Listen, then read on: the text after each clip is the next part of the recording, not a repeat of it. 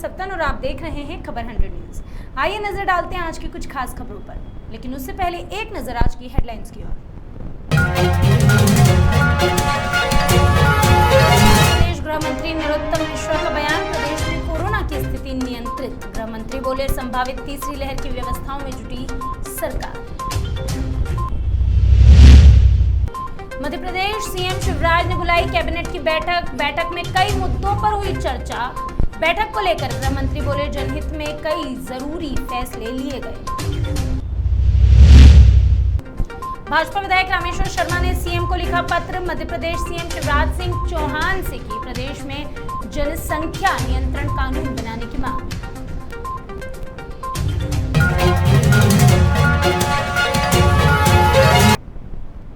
हापुड़ के धोलाना थाना क्षेत्र के देहरा गांव में दो पक्षों में विवाद तो हुआ, लेकिन विवाद इतना बढ़ गया कि दोनों तरफ से धारदार हथियार और लाठी डंडे चलने लगे। इस दौरान एक पक्ष की तरफ से गोली तक चलाई गई, जिसमें 2 लोग घायल हो गए।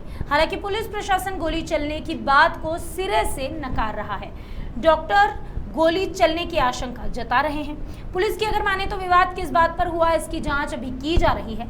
इस मामले में जो भी दोषी होगा, पुलिस का कहना है कि उस पर सख्त से सख्त कार्यवाही जरूर की जाएगी।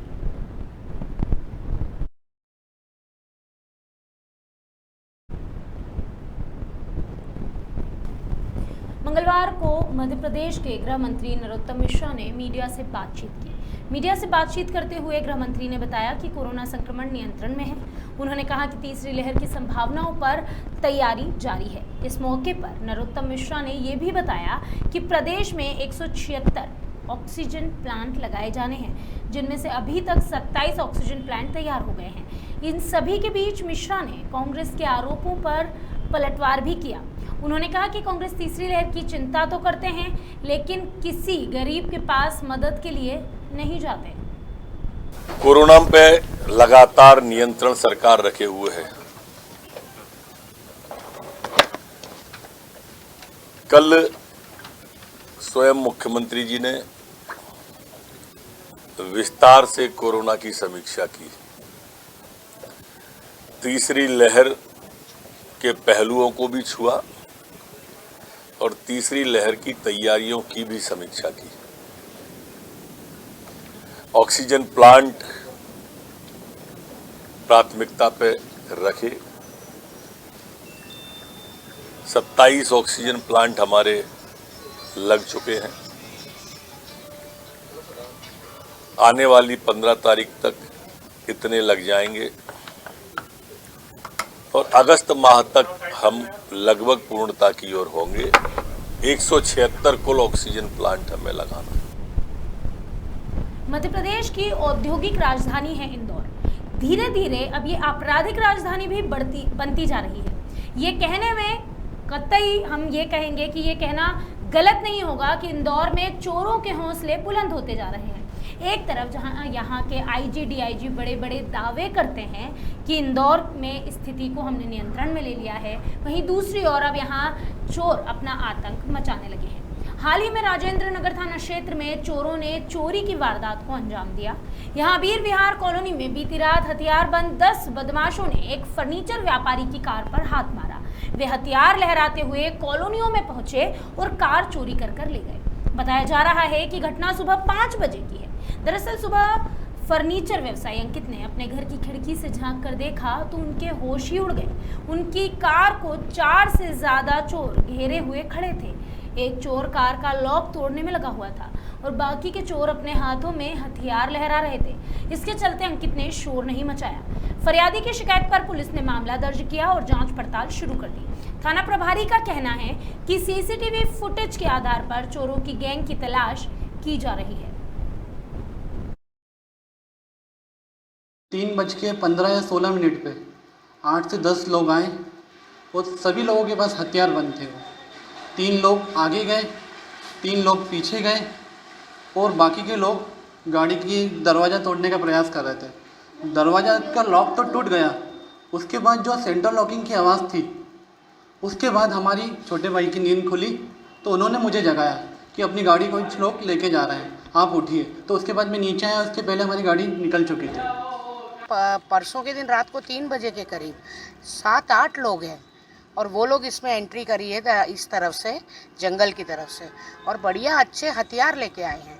पहले तो इनकी कार खोलने लगे, 3 लोग तो आगे गए और फिर एक वापस आया है, और उसके बाद में फिर जो है 4 लोगों ने मिलके कोशिश करी। तब तक मेरे गेट के ऊपर एक व्यक्ति बाकायदा खड़ा हुआ है और दूसरे ने गमले उतार के और वो कूदने की कोशिश की। रात शनिवार को घटना है, उसके बाद से हमने कई जगह पे नगर सुरक्षा समिति के हमारे बहुत सारे बंधु इस विषय में सामने आए, पुलिस का सहयोग किया। कल रात को हमने 3 से 4 जगह पे बैरिकेडिंग करी थी, उसका ये परिणाम आया कि रात को कोई बड़ी घटना हमारे यहाँ पे कारित नहीं हुई। तो हमारे को पूरे राजेंद्र नगर क्षेत्र के नगर सुरक्षा समितियों का मैं धन्यवाद करती हूँ कि जिनके द्वारा हमको कल रात को मदद दी गई और लगातार वो मदद देने को तैयार है। मंगलवार को मध्य प्रदेश के सीएम शिवराज सिंह चौहान ने कैबिनेट के साथ एक बैठक की और कई मुद्दों पर अहम फैसले भी लिए। बैठक के दौरान चर्चा में रहे मुद्दों के बारे में सरकार के प्रवक्ता और गृह मंत्री डॉक्टर नरोत्तम मिश्रा ने जानकारी दी। उन्होंने कहा कि भोपाल गैस कांड में मृतकों की जीवित विधवाओं को सामाजिक पेंशन के अतिरिक्त 1000 रुपये प्रति माह की पेंशन देने का अहम फैसला सरकार ने लिया है। मंत्री मिश्रा ने अपनी बात को पूरा करते हुए कहा कि इस फैसले पर वित्त विभाग की आपत्ति के बाद भी मुख्यमंत्री शिवराज सिंह चौहान ने योजना लागू करने के स्पष्ट निर्देश दिए। गृह मंत्री मिश्रा की माने तो सीएम ने कैबिनेट की बैठक में कई अहम विषयों पर चर्चा भी की और फैसले भी लिए। मध्य प्रदेश कैबिनेट की बैठक वल्लभ भवन में आज माननीय मुख्यमंत्री शिवराज सिंह जी चौहान की अध्यक्षता में संपन्न हुई, जिसमें अनेक महत्वपूर्ण निर्णय लिए गए। भोपाल गैस त्रासदी में दिवंगत व्यक्तियों की जीवित विधवाओं के लिए सामाजिक पेंशन योजना के अतिरिक्त 1000 रुपये दिए जाने का, पेंशन दिए जाने की स्वीकृति आज मध्य प्रदेश कैबिनेट के द्वारा प्रदान की गई है। मध्य प्रदेश में बढ़ती जनसंख्या को देखते हुए मध्य प्रदेश विधानसभा में प्रोटेम स्पीकर रहे रामेश्वर शर्मा ने मुख्यमंत्री शिवराज सिंह चौहान को एक पत्र लिखा। उन्होंने पत्र लिखकर मांग की है कि जनसंख्या को नियंत्रण में रखने के लिए प्रदेश में जनसंख्या नियंत्रण कानून बनाया जाए। गौरतलब है कि साल 2011 में हुई जनगणना के अनुसार प्रदेश की जनसंख्या लगभग 7 करोड़ 25 लाख थी, जो साल 2021 में बढ़कर अनुमानित 8 करोड़ 75 लाख हो गई है। इसका मतलब है कि विगत 1 दशक में देश की आबादी लगभग 1.5 करोड़ बढ़ गई है। शर्मा ने कहा कि यूरोपियन देशों की तुलना में आबादी बढ़ने का यह रेशो बहुत ज़्यादा है, इसलिए प्रदेश में जनसंख्या नियंत्रण कानून बनाया जाना बेहद ज़रूरी है। मध्य प्रदेश हो, उत्तर प्रदेश हो, कोई दूसरे प्रदेश हो, कुल मिलाकर हिंदुस्तान की आबादी जब बढ़ती है तब आबादी का बोझ देश पर आने लगा है और इस मांग का समर्थन पूरा देश में जगह जगह अब अलग अलग हो रहा है। मध्य प्रदेश की सुरक्षा के लिए, मध्य प्रदेश की समृद्धि के लिए, मध्य प्रदेश के विकास के लिए और मध्य प्रदेश के सुशासन के लिए यहाँ भी आवश्यक है कि जनसंख्या नियंत्रण कानून लागू होना चाहिए। अभी के लिए बस इतना ही, लेकिन खबरों का सिलसिला लगातार रहेगा जारी। खबर 100 बार बार लगातार आपसे एक ही अपील करता है, भले ही सरकार कितनी भी ढील दे दे, कोरोना कम जरूर हुआ है, कोरोना खत्म नहीं हुआ है।